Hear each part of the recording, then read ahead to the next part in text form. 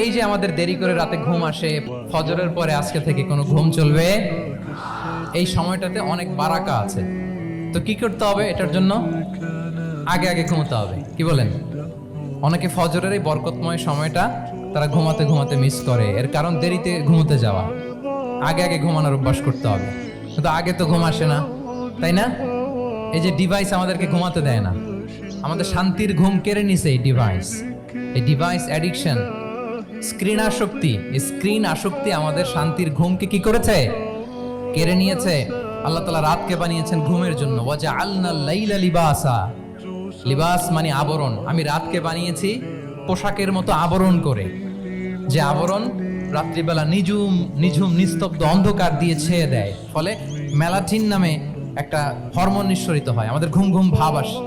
ঘুমের জন্য আল্লাহ তৈরি করেছেন রাতকে। এরপরে আল্লাহ তাআলা বললেন ওয়াজআলনান নাহারা মাআশা, আর দিনকে বানিয়েছি আমি প্রাণ চঞ্চল করে। দিনে আমরা কাজ করব, তাহলে রাতে আগে আগে ঘুম, আর দিনের বেলা আল্লাহ তাআলা আমাদেরকে কাজ করার জন্য সৃষ্টি করেছেন। কিন্তু এই সাইকেলটাকে আমরা ঘুরাই ফেলছি। রাতে যত দেরি করে আপনি ঘুমাবেন, সকালে ঠিক তত দেরি করে আমাকে উঠতে হয়, ঠিক কিনা বলেন? তাহলে ফজরের পর বকুর পিরিয়ড অফ টাইমটাকে কাজে লাগাতে হলে রাতে আমাদেরকে আগে ঘুমাতে যেতে হবে। রাতে কি করতে হবে? আগে ঘুমোতে যেতে হবে। তাহলে এক নম্বরে কি বললাম? কনসেপ্ট অফ হালাল এন্ড হারাম। দুই নম্বরে বললাম প্রোডাক্টিভিটি। ইসলামিক লাইফস্টাইল হচ্ছে একটা প্রোডাক্টিভ লাইফস্টাইল। এটা মেনটেন করতে হলে প্রোডাক্টিভিটির অনেক কথা। একটা কথা হচ্ছে সকাল সকাল আপনার দিন শুরু করুন। কি পাওয়া যাবে তো ইনশাআল্লাহ? সবাই একসাথে পড়ে ইনশাআল্লাহ। এই যে আমাদের দেরি করে রাতে ঘুম আসে, তৃণাশক্তি, এই ডিভাইস আমাদের আরামের ঘুম কেড়ে নিছে কেন জানেন? এর কারণ হচ্ছে আল্লাহর দেয়া যে ফিতরাত, এই ফিতরাতকে আমরা উল্টে দিয়েছি। ফিতরাত শব্দটার সাথে আপনাদের পরিচয় আছে? হ্যাঁ, the innate characteristics of a human being.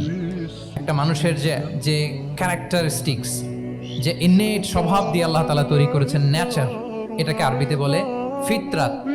এই ফিতরাতের বিরুদ্ধে কিছু করা যাবে না। ইসলামিক লাইফস্টাইল হচ্ছে ফিতরা বেসড লাইফস্টাইল। ফিতরাতাল্লাহিল্লাতী ফাতারান নাসা আলাইহা লা তাবদীলা লিখালকিল্লাহ। আল্লাহর প্রকৃতির অনুসরণ করো, যে প্রকৃতি দিয়ে তিনি মানুষকে সৃষ্টি করেছেন। আর আল্লাহর সৃষ্টি কাঠামোর মধ্যে কোনো পরিবর্তন, কোনো বিকৃতি নেই। সুবহানাল্লাহি ওয়া বিহামদিহি।